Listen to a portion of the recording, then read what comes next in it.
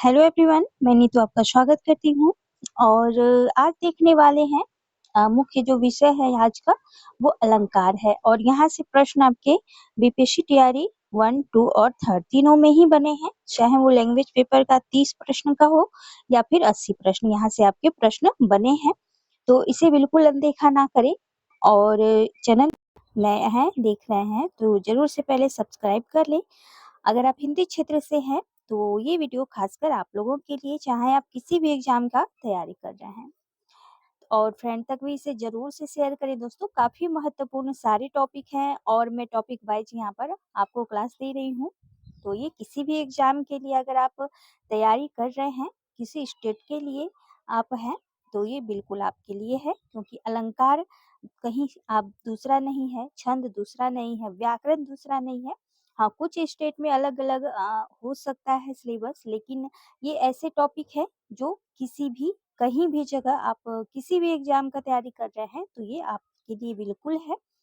तो चलिए बढ़ते हैं आज के टॉपिक के ऊपर। और इससे पहले अगर आप टॉपिक वाइज मेरा वीडियो नहीं देख रहे हैं तो जरूर से देखें। कहानी, उपन्यास, नाटक, छंद हो चुका है और भी अन्य टॉपिक है जो हो चुका है, प्लेलिस्ट बनी हुई है, आप देख लें, वहाँ पे काफी हेल्प मिलेगी आपको वहाँ से। चलिए तो आज के ऊपर बढ़ते हैं, सेशन के ऊपर। देखिए यहाँ पर क्या फैक्ट दिया गया है कि काव्य की शोभा बढ़ाने वाले तत्वों को अलंकार कहते हैं। जिस तरह आप अपनी शारीरिक ढांचे को और भी निखरने के लिए, सुंदरता को निखारने के लिए सजते संवरते हैं, आभूषण पहनते हैं, तो वो क्या कहलाता है? वो अलंकार कहलाता है। कोई साधारण रहना पसंद करता है और कोई अलंकार जनित आभूषणों से शोभित होना चाहता है, कह सकते हैं ऐसा, तो उसे क्या कहा जाता है? उसे अलंकार कहा जाता है, साधारण सी भाषा में अगर आप समझें तो। और अगर इस अलंकार की बात करें तो उसी तरह काव्य की शोभा बढ़ाने वाले तत्वों को क्या कहा जाता है? अलंकार कहा जाता है, जिससे काव्य की शोभा बढ़ती है। समझ गए हैं? अलंकार कितने प्रकार का होता है? ये अगर आपसे पूछा जाए तो अलंकार 4 प्रकार के होते हैं। कौन कौन से? शब्द अलंकार, अर्थालंकार, उभय अलंकार या फिर पाश्चात्य अलंकार। ये देख सकते हैं, कुछ यहाँ पर आपको नया दिखेगा, लेकिन यहाँ से प्रश्न भी बने हैं, तो आपको थोड़ा सा धैर्य भी रखना होगा। ये सारे जितने भी थ्योरी बेस है सभी करा कर में इसका, जैसा कि मैं पहले थ्योरी करा रही हूँ, उसके बाद आपका PYQ प्लस MCQ दोनों को मिक्सअप प्रश्न करा रही हूँ, जहाँ से आपके प्रश्न बनते हैं और बनने के चांस भी अधिकांश पाए जाते हैं। तो उसे देखने वाले हैं हम लोग। आगे है, काव्य में शब्दगत चमत्कार को क्या कहा जाता है? शब्द अलंकार। जब शब्द की शोभा बढ़ाए, ध्यान में रखना है, जब शब्द की शोभा बढ़ाए उसे शब्द अलंकार कहते हैं। और शब्द अलंकार 7 है। कौन कौन से? ध्यान में रखना है, क्योंकि पूछा जाता है कि इनमें से शब्द अलंकार कौन से हैं, कौन से नहीं है, अर्थ अलंकार कौन से हैं, कौन से नहीं है। ठीक है, तो शब्द अलंकार पहले देखिए। शब्द अलंकार कितने हैं? टोटल 7 हैं। कौन कौन से हैं? अनुप्रास है, यमक है, श्लेष है, वक्रोक्ति है, पूर्णारुक्ता, भाष्य, विप्सा और पुनरुक्ति। तो ये टोटल 7 शब्द अलंकार हैं, आप देख पा रहे हैं। आगे देखते हैं, साहित्य में अर्थगत। अब अर्थ में अगर चमत्कार उत्पन्न हो तो उसे अर्थालंकार कहते हैं, सीधी सी बात है। प्रमुख अर्थालंकार है कौन कौन सा? उपमा है, स्मरण है, अन्वय है, रूपक है, आपूर्ति है, भांति है, संदेह, प्रतीप, सहोक्ति, व्यतिरेक, तुल्य योगिता, निर्देशना, विनोक्ति, उदाहरण, दृष्टांत, दीपक, प्रतिवस्तु, उपमा, उत्प्रेक्षा, अतिशयोक्ति, व्याज स्तुति। आगे देख लेते हैं,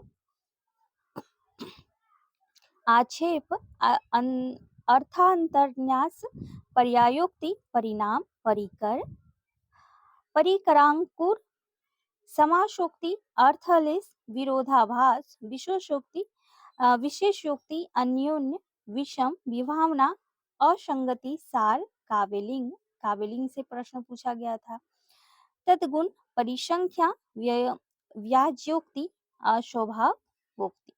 तो ये कुल अर्थ अलंकार आपके सामने है, आपको ध्यान में रखना है। तो इतना तो आप याद नहीं रख सकते हैं, लेकिन आप क्या रखेंगे याद? आपको शब्द अलंकार आसानी से याद हो जाने हैं। अनुप्रास, यमक, श्लेष, वक्रोक्ति, पुनरुक्ताभास, विप्सा और पुनरुक्ति।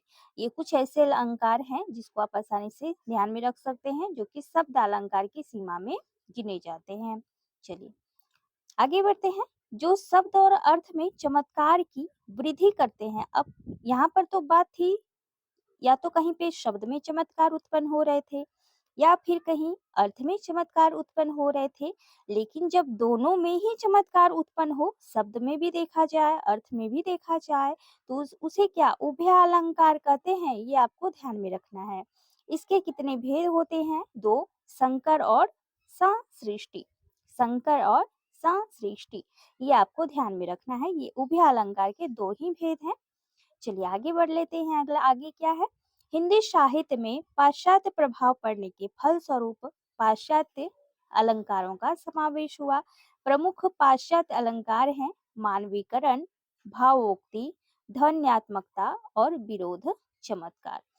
तो ये देख सकते हैं कि मानवीकरण जो आता है ये किसमें आता है? पाश्चात्य अलंकारों में। क्या ये आपने पढ़ा था?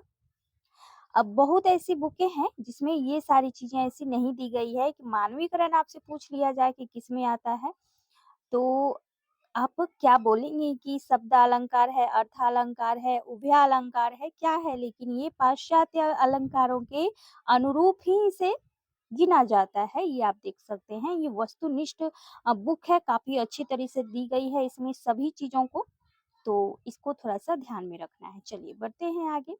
अब यहाँ पर देख सकते हैं कि प्रतियोगिता परीक्षा हेतु उपयोगी अलंकार से यहाँ पर सभी चीजें रखी गई है। अब देखें अनुप्रास, सबसे पहले बहुत ही पूछी जाती है अनुप्रास। अब अनुप्रास की परिभाषा आपको ध्यान में रखना है, तभी आप यहाँ पर समझ पाएंगे कि क्या है। चलिए थोड़ा सा दिख रहा होगा, लेकिन ये बुक बहुत पुरानी है। चलिए मैं पढ़ रही हूँ तो उस पर ध्यान रखना है। अनुप्रास। अब अनुप्रास एक या अनेक वर्णों की पास पास तथा कर्मानुसार आवृत्ति को अनुप्रास कहते हैं।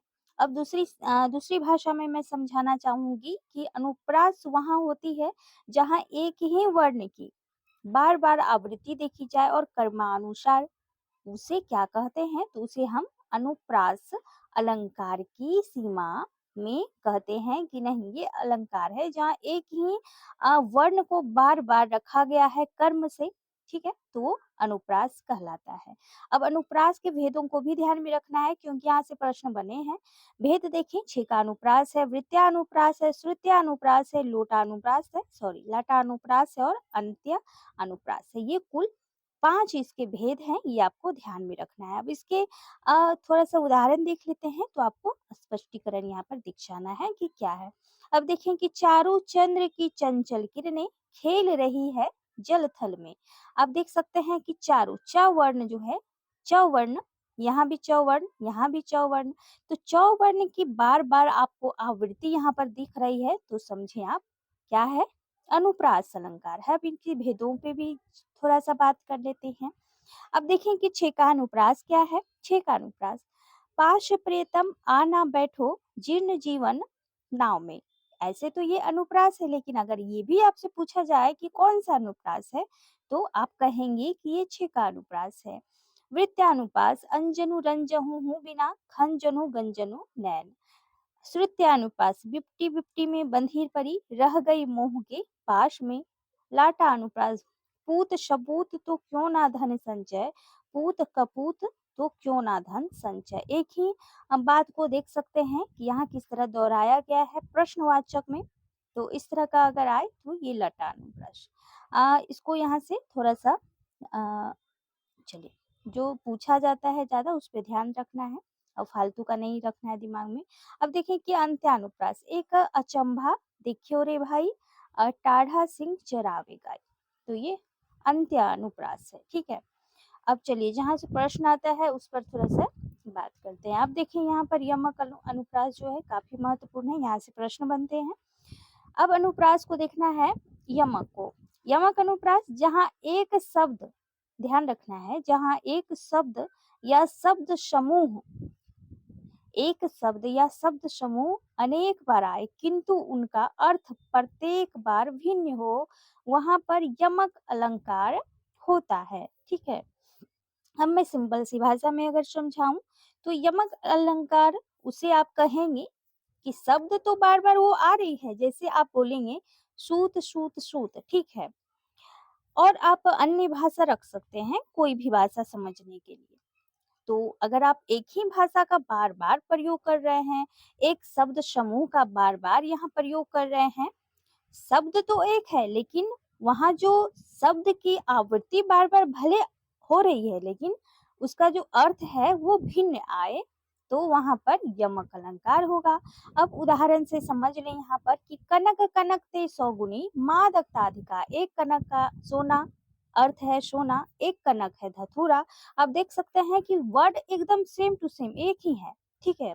कनक कनक एक ही वर्ड है लेकिन यहाँ पर अर्थ की अगर बात करें तो यहाँ भिन्नता देख पाएंगे। तो अगर अर्थ शब्द एक हो लेकिन अर्थ अलग हो तो वहां पर अलंकार आपका कौन सा आएगा? यमक आएगा। ये आपको ध्यान में रखना है। आई होप आपको अच्छी तरह से मैं समझा पाई।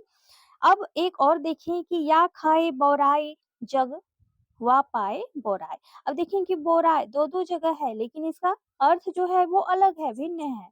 तो अगर शब्द एक हो लेकिन अलग हो, भिन्न हो तो वो क्या होगा? सॉरी, शब्द एक होता है, अर्थ भिन्न जब हो तो वो यमक अलंकार कहलाता है। अब समझे होंगे आप। अब दूसरे अलंकार की और चलते हैं। श्लेष। श्लेष अलंकार किसे कहा जाएगा? जहाँ एक ही शब्द के अनेक अर्थ निकलते हैं वहां श्लेष अलंकार होता है। अब देखें यहाँ पर यमक में था कि एक शब्द बार बार आए लेकिन उसका अर्थ भिन्न हो, वो यमक था। अब श्लेष में क्या है कि एक ही शब्द के अनेक अर्थ है। शब्द तो एक ही लेकिन उसका अर्थ अगर आप देखिए निकालने बैठे तो वो क्या होगा? वो अनेक होगा। अब देखिए कि रहीमन पानी राखिए बिन पानी सब सुन। पानी पानी, अब पानी और पानी तीन जगह, ठीक है? रहीमन पानी राखिए बिन पानी सब सून, पानी गए ना उबरे मोती मानुष चून। अब यहाँ जो तीन तीन जगह जो पानी दिया गया है, ये पानी का तीनों का क्या अर्थ है? पानी नहीं, पानी सर्म से है पानी, और पानी पानी हो जाना। तो यहाँ पर बहुत सारी चीजें ऐसी है जिसका भिन्न भिन्न अर्थ यहाँ पर देख पाएंगे कि तीनों पानी का जो है अर्थ भिन्न है। तो यहाँ पर आपको ये याद रखना है श्लेष में सटा हुआ। श्लेष क्या होता है? सटा हुआ, चिपका हुआ, चिपका हुआ। तो एक शब्द में अनेक शब्द चिपके हुए हों, वो क्या कहलाएगा? आपका श्लेष कहलाएगा। ठीक है? तो श्लेष यानी कि चिपटा हुआ, सटा हुआ एक दूसरे से, ठीक है? तो जहाँ एक शब्द के अनेक अर्थ निकले वो श्लेष कहलाता है। तो चलिए ये समझ में आया होगा आपको। अगले बढ़ते हैं अलंकार पे। अगला अलंकार क्या है? वक्रोक्ति। वक्रोक्ति जहाँ वक्ता द्वारा भिन्न अभिप्राय से व्यक्त किए गए कथन का श्रोता श्लेष या फिर काकू द्वारा भिन्न अर्थ की कल्पना कर लेता है, वहाँ वक्रोक्ति अलंकार होता है। अब देखिए कि आप बोल कुछ और रहे हैं, ठीक है? अब मैं थोड़ा सा एग्जांपल देना चाहूँ। आप कहेंगे कि मैं बोल कुछ और रही हूँ और जब आप कुछ और उसका अन्य अर्थ समझ रहे हैं तो उसे वाक्योक्ति कहते हैं, ठीक है? जब वक्ता द्वारा भिन्न अभिप्राय से व्यक्त किए गए कथन का श्रोता श्लेष या फिर काकू कर सकते हैं कि बोला कुछ और जा रहा है लेकिन उसका अर्थ अगर आप कुछ और समझ पा रहे हैं तो वो वक्रोक्ति है, यानी कि उल्टी उक्ति आप समझ पा रहे हैं तो वो क्या कहलाएगा? वो वक्रोक्ति अलंकार कहलाएगा। जिसकी आप जो कल्पना कर रहे हैं, सामने वाला कुछ और बोल रहा है लेकिन आप क्या कर रहे हैं? उसकी कल्पना से दूसरी ओर जा रहे हैं, यानी कि जो बोल रहा है वो तो आप समझ नहीं रहे हैं, दूसरी बातों को आप समझ रहे हैं कि उसका ये अर्थ हो सकता है, अगर आपने ये बोला तो उसका ये अर्थ हो सकता है। तो वो जो जिस बात को वो समझ पा रहा है वो जो उक्ति है, उक्ति से उलट समझ पा रहा है, सीधे अर्थों में समझिए, ठीक है? तो उक्ति से जो उलट समझ पा रहा है उसे ही वक्रोक्ति कहा जाता है। ये आपको ध्यान में रखना है, ठीक है? तो सीधा सिंपल बातों में आप समझे कि जो उक्ति से उलट समझे उसे वक्रोक्ति कहा जाता है। आप ध्यान में रखिएगा इसे। और इसके कितने भेद हैं? 2 भेद, श्लेष वक्रोक्ति और काकु वक्रोक्ति। आप यहाँ पर देखे होंगे श्लेष या काकु, ये क्या है? ये वक्रोक्ति के 2 रूप हैं, तो इसे आपको ध्यान रखना है कि वक्रोक्ति के कितने भेद हैं? 2 रूप हैं। ये आपको ध्यान में रखना है क्योंकि यहाँ से भी प्रश्न बनते हैं। चलिए, अगर आप ये क्लास कर लेते हैं तो मुझे नहीं लगता कि आपके अलंकारों से कोई भी प्रश्न छूटने वाले हैं, ठीक है? अब अगले अलंकार की बात करते हैं, क्या है? उपमा अलंकार, ठीक है? उपमा। अब उपमा क्या होता है? काफी महत्वपूर्ण है ये उपमा, यहाँ से प्रश्न आपके बनते हैं। समान धर्म के आधार पर जहाँ एक वस्तु की समानता या तुलना किसी दूसरी वस्तु से की जाती है, वहां पर उपमा अलंकार होता है। अब सोचें कि समान धर्म यानी गुण धर्म उसमें एकदम समान है, लेकिन एक वस्तु से आप उसकी समानता कर रहे हैं। जैसे आप किसी को देख लें तो आप बोलें कि नहीं, ये तो एकदम चांद जैसा है, ठीक है? अगर ये बोले ये ही चांद है तो वहां पर फिर रूपक अलंकार होगा, ध्यान में रखना है इसे। अगर आप किसी को देखकर, किसी बच्चे को देखकर, ठीक है, अब मान लें आप किसी बच्चे को आप देख रहे हैं, आप कहीं गुजर रहे हैं, आपने किसी बच्चे को देखा, तो आप क्या बोलेंगे कि देखो वो जो बच्चा है वो एकदम चांद जैसा लग रहा है, उसका सूरत इतना खिला हुआ है, चांद जैसा लग रहा है। लेकिन अगर आप वही करें, वो बच्चा ही चांद है, तो वो रूपक हो गया। लेकिन चांद जैसा लग रहा है, जैसा यानी कि उपमा दे रहे हैं आप उसे, तो वो क्या होगा? वो उपमा अलंकार होगा। समानता के आधार पर, किसी की कोमलता के आधार पर, किसी के गुणों के आधार पर, जिसे आप किसी की तुलना किसी और चीज से करने लगे, तो वो आपका उपमा कहलाएगा। सिंपल सी बात है ये।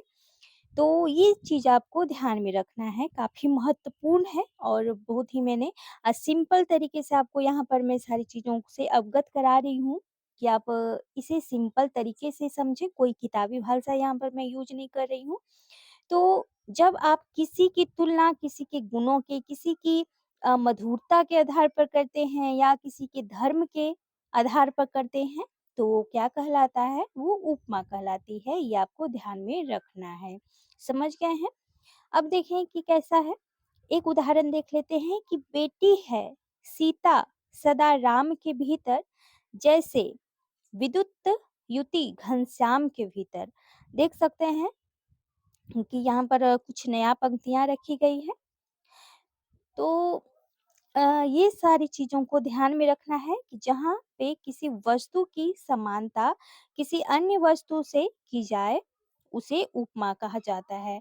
अब उपमा के कितने अंग हैं? ये अगर आपसे पूछा जाए, कब काफ़ी महत्वपूर्ण है। तो उपमा के 4 अंग हैं। कौन-कौन से हैं? उपमान है, देखिए उपमेय, उपमान, साधारण धर्म और वाचक, ये उपमा के 4 अंग हैं, ठीक है? ये 4 अंग हैं। उपमा के 3 भेद माना जाता है। अगर भेद की बात पूछे तो 3 होता है, अंग 4 होते हैं। तो भेद कितने हैं? पूर्णो उपमा, लुप्तो उपमा और मालो उपमा। ये 3 इसके भेद हैं, ये आपको ध्यान रखना है। भेद कितने हैं? 3 हैं। और ये अंग कितने होते हैं? तो 4 होते हैं, ये आपको ध्यान में रखना है। अब देखें यहाँ पर दिया भी गया है। पूर्ण उपमा किस तरह होता है कि हरिपद कोमल कमल से, यहाँ पर उपमा के चारों अंग विद्यमान है। हरिपद कोमल कमल से, यहाँ पर धर्म भी है, उपमेय भी है, उपमान भी है, वाचक भी है, सारी चीजें यहाँ पर है। तो जहाँ पर सारे पदों को पूर्ण किया जा रहा है वो पूर्ण उपमा कहलाएगा। लुप्त उपमा देखिए, परी थी बिजली सी विकराल, लपेटे थे घन जैसे बाल। यहाँ उपमेय के कई प्रकट नहीं है, ठीक है? अब यहाँ पे बातें तो कही जा रही है, लेकिन किसके संदर्भ में कही जा रही है वो यहाँ पर लुप्त हो गई है। तो इस तरह यहाँ पर लुप्त उपमा है, ठीक है? आगे देखें, मालोपमा क्या है? चंद्रमा सा, सा धर्म है उसका। सा कांति में मृदुल, कमल सा कोमल महा, कुसुम सा हंसता हुआ प्राणेश्वरी का मुख रहा। यहाँ चंद्रमा, कमल और कुसुम 3 उपमान होने से मालूम है। जहाँ पर उपमान 1, 2, 3 यानी कि बार-बार आए, जहाँ उपमान की बार-बार आवृत्ति हो, वो माल-उपमा कहलाता है, ये आपको ध्यान में रखना है। चलिए बढ़ते हैं अगले उपन्यास मैं बोल रही हूँ। यहाँ पर बढ़ते हैं अब अगले अलंकार के ऊपर, रूपक। अभी मैंने जैसा कि बता ही दिया है कि जहाँ उपमेय में उपमान का निषेध रहित आरोप हो, अर्थात उपमेय और उपमान को एक रूप कह दिया जाए, वहाँ रूपक अलंकार है। ये तो किताबी भाषा है। लेकिन मैं जैसे बता रही हूँ कि किसी को जो आप देख रहे हैं, जैसे चंद्रमा को आप देख रहे हैं, अब कोई बालक जा रहा है जैसा कि अभी मैंने बताया आपको, तो आप सीधे बोलेंगे या फिर किसी लड़की को ही देख लें या अन्य किसी वस्तु को, तो आप डायरेक्ट उसे ये बोल देंगे कि अरे वो चंद्रमा है। वो ऐसा नहीं बोलेंगे कि वो कोई बच्चा है, आप बोलेंगे वो जो है ना, वो चंद्रमा है। आप वहाँ पर कोई भेद रहित वहाँ पर कुछ नहीं रहेगा, सीधे आप उसपे आरोप रहित यानी कि यहाँ पर देख सकते हैं आरोप रहित उसमें निषेध रहेगा, कुछ नहीं रहेगा। आप सीधे किसी को देखकर बोलेंगे ये तो क्या है चंद्रमा, तुम्हारा जो मुख है ना वो चंद्रमा है। ये नहीं कि चंद्रमा जैसा है, अगर जैसा बोला जाए तो फिर उपमा होगा, लेकिन तुम्हारा जो मुख है ना वो चंद्रमा है तो वो रूपक होगा। साधारण सी बात में मैंने समझा यहाँ पे। आई होप आपको समझ में आई होगी मेरी बातें। अब यहाँ पर देखें कि बीती विभावरी जागरी अंबर पनघट में डुबो रही तारा घट उषा नगरी। अब देखें कि अंबर पनघट, तारा घट, उषा नगरी शब्दों में उपमेय उपमान एक हो गए हैं, अतः यहाँ पर रूपक अलंकार है। यहाँ पर एकदम सीधे से डुबा रही, बीती विभावरी जागरी अंबर पनघट में डुबो रही, यानी कि अंबर जो है ये पनघट घड़ा में जो है ना सारे चंद्रमा जो दिख रहे हैं वो सारे इसमें दिख रहा है, यानी कि वो सीधे ये नहीं बोल रहा है कि अंबर अलग है, पनघट अलग है, ऐसा नहीं। वो सभी चीज़ों को एक रूप कर दिया है, यहाँ पर कोई भेद नहीं है। तो जहाँ पर कोई भेद ना हो, भेद रहित हो, निषेध देखी जाए तो वो क्या होगा? उपमेय होगा। और अगर आप उपमेय को रूपक होगा।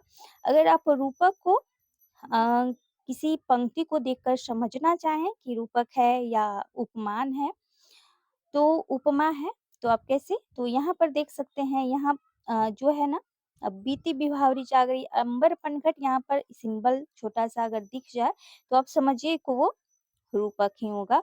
और मैंने इसका बहुत सारा प्रश्न भी कराया हुआ है, प्रीवियस प्रश्न एमसीक्यू, तो आप ज़रूर से देखिए सभी चीज़ें। वहाँ पर मैंने बहुत ही अच्छी तरह से उदाहरण सहित इसको समझाया है। आज तो मैं यहाँ पर थ्योरी लेकर जो आई हूँ, यहाँ पर मैं आप सभी को सिर्फ ये बताने की कोशिश कर रही हूँ कि कोई भी चीज़ ऐसी नहीं है कि जिसे आप नहीं समझ पाएँगे। आपने छंद भी समझा आसानी से, अलंकार भी समझ रहे हैं और समझ आ ही रहा होगा। कमेंट कीजिएगा ज़रूर से कि हाँ, अच्छा लगा या नहीं क्लास। चलिए आगे बढ़ते हैं, आगे कौन-सा है? अलंकार उत्प्रेक्षा है। जहाँ उपमेय में उपमान की संभावना व्यक्त की जाए। आपने पहले देखा कि उपमान रहित, फिर देखिए उपमान, निषेध और अब देख रहे हैं कि उपमेय में उपमान की संभावना। वहाँ पर उत्प्रेक्षा होती है। वो है कि नहीं है लेकिन आपने संभावना कर डाला कि हाँ, होगा। तो उसके लिए एक छोटा-सा यहाँ पर देख सकते हैं कि जनु, मनु, मानो, जानो, इव ऐसे वाचक शब्दों का जहाँ पर प्रयोग हो, वहाँ पर आप क्या समझें कि वो उत्प्रेक्षा अलंकार है। जैसे सोहत ओढ़े पीत पट श्याम सलोने भात मनहु, यहाँ पर देख सकते हैं मनहु, जनहु, मानो, जानो, जनु, मनु। इस तरह के अगर शब्द आपको उदाहरण में प्रस्तुत किया जाए, पंक्तियों में देखी जाए, तो आप सीधे आप उत्प्रेक्षा लगाएँगे बिना देखे सुने, ठीक है? मनहु नीलमणि शैल पर आतम परियो प्रभात। तो ये इस कुछ पंक्तियाँ हैं इसकी। अब देखें कि इसके 3 भेद होते हैं। 3 भेद होते हैं, वस्तु उत्प्रेक्षा, हेतु उत्प्रेक्षा और फलोत्प्रेक्षा। तो यहाँ पर आप देख पाएँगे थोड़ा-सा उदाहरण के अनुरूप आप जाएँगे। हेतु उत्प्रेक्षा, पिए सो कहेउ संदेशारे, हे भौरा हे काग, सो ध्वनि बिरही जरी मुई, तेहिक धुआँ हम लाग। अब देखिए कि ये पूछ लिया गया था टीआरई में। तो इस तरह के प्रश्न आपसे पूछा जाएगा तो आपको सीधे लगाना है कि ये उत्प्रेक्षा है। अगर उत्प्रेक्षा में भी उसका भेद आपको पूछा जाए तो आप लगाएँगे ये हेतु उत्प्रेक्षा है। अब फल उत्प्रेक्षा क्या है कि विकसित प्रातः में जलज ये सर जल में छवि देत, पूजत भा नहीं मानहु ये सिय मुख समता देत। तो ये फलोत्प्रेक्षा है, ध्यान में रखना है। अब देख लें आगे। अब देखें कि आफूती, यहाँ पर देखेंगे आफूती का अर्थ है निषेध करना या छिपाना। जहाँ उपमेय के स्वरूप को छिपाकर उपमान रूप में प्रकट किया जाए, वहाँ आफूती अलंकार होता है। यानी कि जहाँ पर उपमेय के स्वरूप को छिपा कर रखा जाए और उपमान को प्रकट किया जाए, सीधे तौर पे आपको समझना है, वो आपूर्ति कहलाता है। आपूर्ति का अर्थ अगर आपसे पूछा जाए तो निषेध करना या फिर छिपाना होता है, ये भी ध्यान में रखना है, क्योंकि कभी-कभी अर्थ भी पूछ लिया जाता है। इसका एक उदाहरण देखें कि मधुशाला वह नहीं जहाँ पर मदिरा बिकती है, भेंट जहाँ मस्ती की मिलती, मेरी वह मधुशाला है। ठीक है? तो यहाँ पर ज़्यादा नहीं पूछा जाता, बस आपको इसके अर्थ को ध्यान में रखना है और उदाहरण ध्यान में रखना है, ठीक है? क्योंकि उतना नहीं आता है ये। प्रतीप, प्रतीप पूछा जाता है, प्रतीप का अर्थ है उल्टा, ठीक है? जहाँ उपमेय का कथन उपमान के रूप में तथा उपमान का उपमेय के रूप में किया जाता है, वह प्रतीप अलंकार होता है। जहाँ पर क्या किया जाता है कि उपमेय का जो कथन रहता है वो उपमान के रूप में तथा उपमान का जो कथन रहता है वो उपमेय के रूप में यानी पलट दिया जाता है, वो प्रतीप कहलाता है, ध्यान में रखना है। प्रतीप यानी कि उल्टा चलता है। इन चंचल नयनों का जादू जरमीन कहाँ से पाएंगे। अब देख सकते हैं कि किस तरह से उल्टा पलटा दिया है, तो जहाँ से शब्द को उलट पलट कर दिया गया हो वो प्रतीप कहलाता है, ध्यान में रखना है। आगे बढ़ें, अगले अलंकार है भ्रांतिमान। भ्रांतिमान भी पूछ लिया जाता है, तो इसे ध्यान से देखना है। जहाँ समानता के कारण एक वस्तु में किसी दूसरी वस्तु का भ्रम पैदा हो जाए, वो भ्रांतिमान अलंकार होता है। अब देखें कि नाक का मोती अधर की कांति से बीज दाड़िम का समझकर भ्रांति से देखकर सहसा हुआ सुख मौन है, सोचता है अन्य सुख यह कौन है। अब किसी चीज को कोई चीज समझ लेना, जैसे आप देखें दूर से कि रस्सी है, अब उसे आप सांप समझ लेंगे कि नहीं, सांप होने का वहां पे आपको दिख रहा है कि नहीं ये रस्सी नहीं है, ये सांप है। जहाँ पर भ्रम उत्पन्न हो जाए आपको कि समानता के कारण कि वैसा ही लग रहा है वही हो सकता है, तो वो भ्रांतिमान होगा, सिंपल सी बात है। चलिए, भ्रांतिमान और संदेह में थोड़ा सा यहाँ पर अंतर आपको देखना होगा। अब संदेह अलंकार देखें कि जहाँ अति सादृश्य के कारण उपमेय और उपमान में अनिश्चय की स्थिति बनी रहे, अर्थात जब उपमेय में अन्य किसी वस्तु का संशय उत्पन्न हो जाए, वहां संदेह अलंकार होता है। यानी कि जहाँ अति सादृश्य के कारण उपमेय और उपमान में अनिश्चय यानी कि निश्चय नहीं है कि वही चीज है, लेकिन स्थिति बनी रहे, अनिश्चय की स्थिति बनी रहे, संदेह संदेह आपको लगे कि नहीं जो वो दिख रहा है वो वही हो सकता है। और यहाँ पर आपने क्या देखा कि जिस चीज को आप देख रहे हैं आपको भ्रम उत्पन्न हो रहा है कि नहीं वो उसी तरह से लग रहा है, यानी कि वो वही चीज है। और यहाँ पर आप क्या देख पा रहे हैं कि जो सादृश्य अति सादृश्य के कारण जो अनिश्चय है, निश्चय नहीं है, अनिश्चय की स्थिति बनी हुई है, लेकिन आप उपमेय में अन्य किसी वस्तु का संशय उत्पन्न कर पा रहे हैं, वहां पर संदेह अलंकार होगा। अब इसे कि सारी बिच नारी है, ये नारी बिच सारी है कि सारी ही की नारी है कि नारी ही की सारी है, आपको पता ही नहीं चल रहा है कि सारी के बीच नारी है, नारी के बीच सारी है कि नारी ही सारी है कि सारी ही नारी है।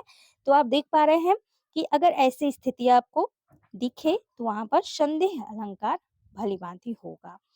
अब आगे देखते हैं आगे कौन सा अलंकार है, तो आज यहीं तक रहने देंगे, वीडियो ज्यादा लॉन्ग ना हो जाए। दृष्टांत लास्ट आज का है। दृष्टांत अलंकार है कि जहाँ किसी बात को स्पष्ट करने के लिए सादृश्य मूलक दृष्टांत प्रस्तुत किया जाए, वहाँ दृष्टांत अलंकार होता है। कि मन मलिन तन सुंदर कैसे विष रस भरा कनक घट जैसे, यानी कि किसी चीज को साबित करने के लिए अन्य चीजों को वहां पे रख कर बताएंगे कि नहीं ये ऐसे है ना तभी वो ऐसे है, यानी कि किसी चीज़ का स्पष्टीकरण, सीधे तौर पे समझना है आपको कि किसी चीज़ का स्पष्टीकरण। जैसे अभी मैंने उपमा का आपको बताया कि किसी बच्चे को देखकर आप बोलेंगे कि वो बच्चा चाँद जैसा है। तो यहाँ पर वही स्थिति आपको देखने मिल रही है कि जहाँ पर किसी बात को स्पष्ट करने के लिए सादृश्यमूलक दृष्टांत प्रस्तुत की जाए, वहाँ पर दृष्टांत अलंकार यानी कि मन मलिन तन सुंदर कैसे, यानी कि मन अगर मलिन है तो तन सुंदर कैसे होगा, कि विष रस भरा कनक घट जैसे, कि विष रस भरा कनक घट कैसे, विष और कनक की सोने की बात हो रही है। तो यहाँ पर आप देख पा रहे हैं कि एक चीज को साबित करने के लिए दूसरी चीज को किस प्रकार यहाँ पर रखा जा रहा है, तो वो आपका दृष्टांत अलंकार होगा। तो बताइएगा दोस्तों, आज का क्लास आपको कैसा लग रहा है? आप समझ पा रहे हैं कि नहीं समझ पा रहे हैं? अगर आप समझ पा रहे हैं अच्छे से तो ज़रूर से कमेंट कीजिएगा कि अन्य टॉपिक आपको क्या चाहिए, और इसका सेकंड पार्ट, थर्ड पार्ट भी आने वाला है। अब इसका जो सेकंड पार्ट आएगा उसमें अर्थालंकार भी देखने वाले हैं, अव्यय अलंकार भी देखेंगे, अन्य जो पाश्चात्य अलंकार है वो भी साथ में देखेंगे, और फिर इसके अगले सीरीज में आपके जितने भी अलंकार से प्रश्न बने हैं अभी तक अन्य एग्जामों में सभी देखने वाले हैं। तो काफ़ी महत्वपूर्ण होने वाला है ये सीरीज, और जिसने भी ये सीरीज किया है और करेगा, उसका यहाँ से प्रश्न कोई भी नहीं छूटने वाला है। चाहे आप किसी भी एग्जाम का तैयारी कर रहे हैं और देने वाले हैं, तो बिल्कुल दें, यहाँ से आपके प्रश्न आउट नहीं जाने वाले हैं। तो चलिए दोस्तों, वीडियो को लाइक करते हुए जाइएगा और चैनल को सब्सक्राइब शेयर भी कीजिएगा। चलिए, थैंक यू सो मच। फिर मिलती हूँ नई सीरीज के साथ, तब तक बने रहे हमारे साथ। Thank you.